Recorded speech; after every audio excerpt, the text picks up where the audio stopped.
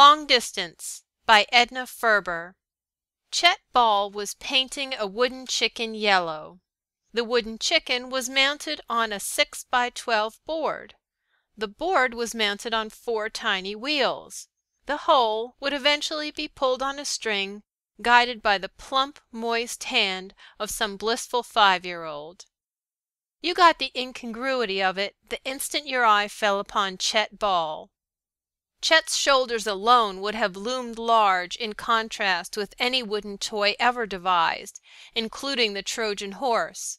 Everything about him, from the big, blunt-fingered hands that held the ridiculous chick to the great muscular pillar of his neck, was in direct opposition to his task, his surroundings, and his attitude. Chet's proper milieu was Chicago, Illinois, the West Side. His job, that of a lineman for the Gas, Light, and Power Company.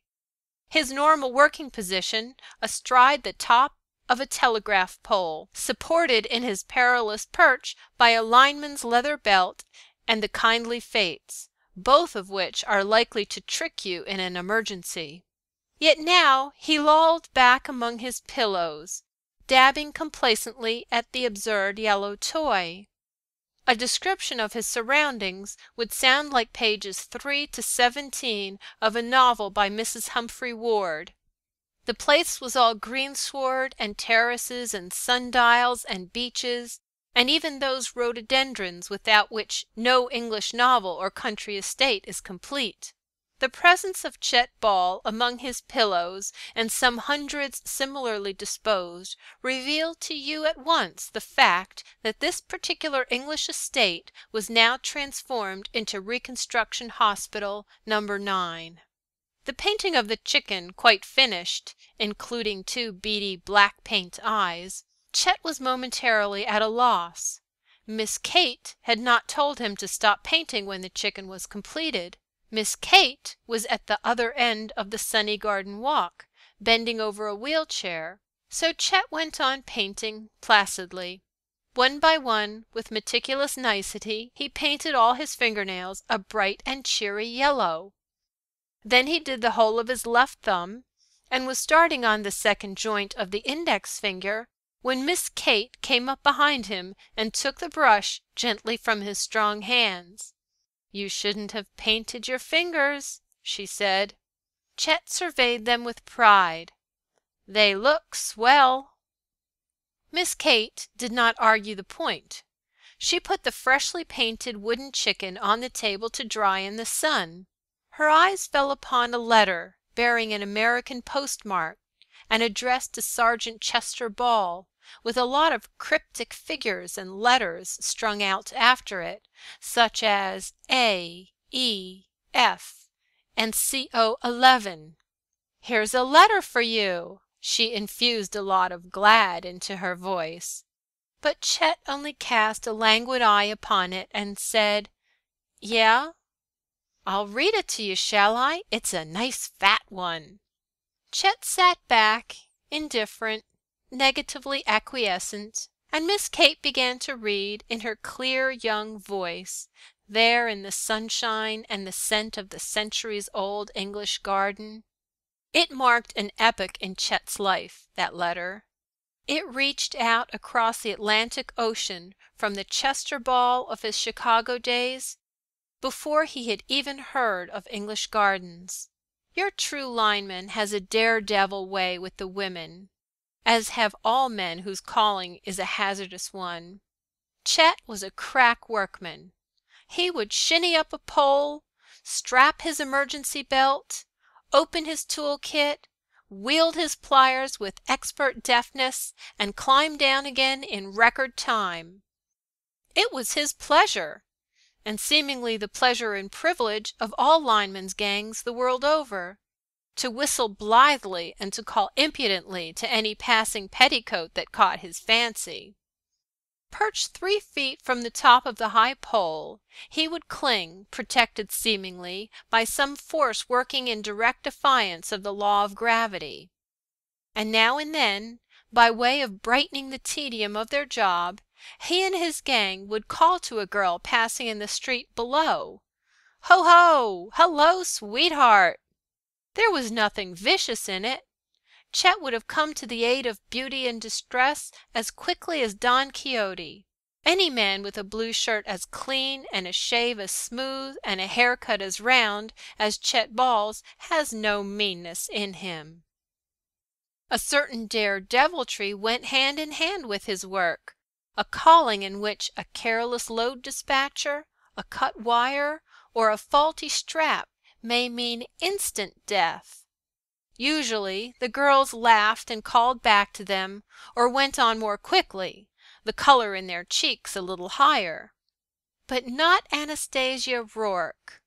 Early the first morning of a 2-week job on the new plant of the Western Castings Company, Chet Ball, glancing down from his dizzy perch atop an electric light pole, espied Miss Anastasia Rourke going to work.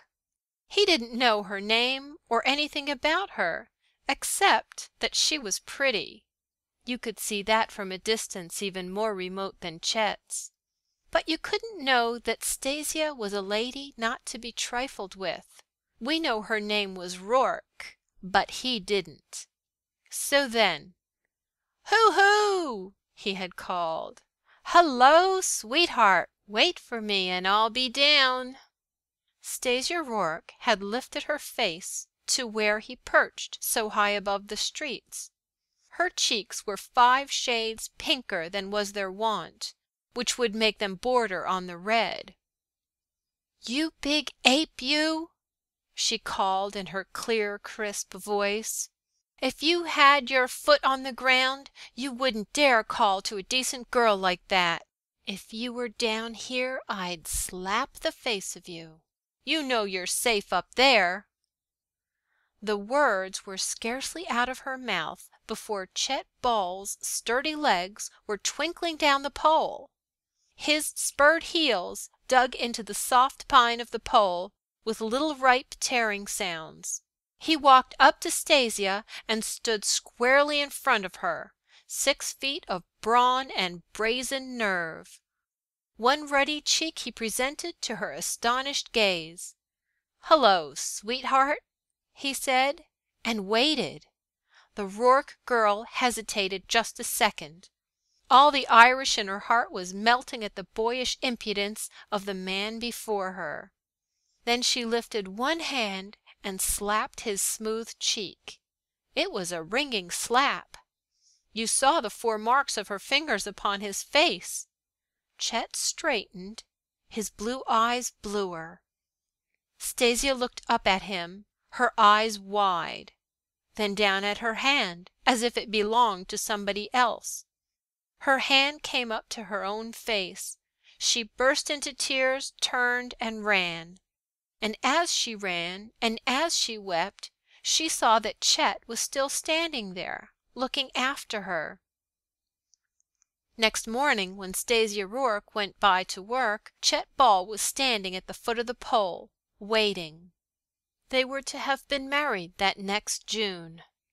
But that next June Chet Ball, perched perilously on the branch of a tree in a small woodsy spot somewhere in France, was one reason why the American artillery in that same woodsy spot was getting such a deadly range on the enemy.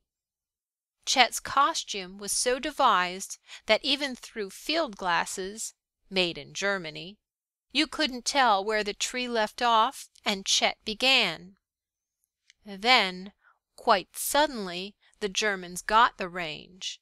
The tree in which Chet was hidden came down with a crash, and Chet lay there, more than ever indiscernible among its tender foliage. Which brings us back to the English garden, the yellow chicken, Miss Kate, and the letter. His shattered leg was mended by one of those miracles of modern war surgery, though he never again would dig his spurred heels into the pine of a G.L.&P. Company pole. But the other thing, they put it down under the broad general head of shock. In this lovely English garden they set him to weaving and painting as a means of soothing the shattered nerves. He had made everything from pottery jars to bead chains, from baskets to rugs. Slowly the tortured nerves healed. But the doctors, when they stopped at Chet's cot or chair, talked always of the memory center. Chet seemed satisfied to go on placidly painting toys or weaving chains with his great, square-tipped fingers, the fingers that had wielded the pliers so cleverly in his pole-climbing days. "It's just something that only luck or an accident can mend," said the nerve specialist. "Time may do it, but I doubt it. Sometimes just a word, the right word, will set the thing in motion again. Does he get any letters?" "His girl writes to him. Fine letters. But she doesn't know yet about this.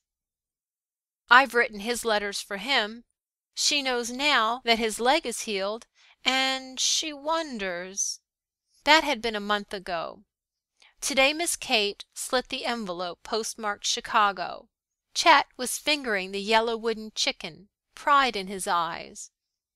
In Miss Kate's eyes there was a troubled, baffled look as she began to read. "Chet, my dear, it's raining in Chicago, and you know when it rains in Chicago it's wetter and muddier and rainier than any place in the world, except maybe this Flanders we're reading so much about. They say for rain and mud that place takes the prize. I don't know what I'm going on about rain and mud for, Chet, darling, when it's you I'm thinking of, nothing else and nobody else. Chet, I get a funny feeling there's something you're keeping back from me. You're hurt worse than just the leg. Boy, dear, don't you know? It won't make any difference with me how you look or feel or anything. I don't care how bad you're smashed up. I'd rather have you without any features at all than any other man with two sets. Whatever's happened to the outside of you, they can't change your insides. And you're the same man that called out to me that day, 'Ho, ho, hello, sweetheart.' And when I gave you a piece of my mind, climbed down off the pole and put your face up to be slapped, God bless the boy in you." A sharp little sound from him. Miss Kate looked up quickly. Chet Ball was staring at the beady-eyed yellow chicken in his hand. "What's this thing?" he demanded in a strange voice. Miss Kate answered him very quietly, trying to keep her own voice easy and natural. "That's a toy chicken, cut out of wood. What am I doing with it?" "You've just finished painting it."